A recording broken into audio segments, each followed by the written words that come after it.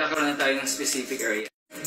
Introduction. Okay, sa introduction, general to specific. But ang ginamit nila dito is general to specific. So, pwede mo yung gamitin. Example, sa pangbuong mundo muna, and then sa Asia, and then sa bansa natin, and then sa specific place na pag-aaralan natin. And also, ito po yung sample introduction nila.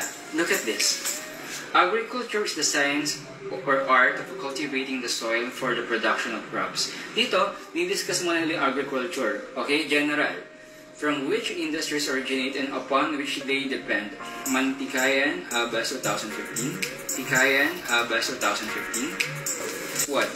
In the Philippines, farming is one of the primary livelihood of the early Filipinos. Napansin nyo ba? From general meaning of agriculture, dumaan ngayon sa Pilipinas.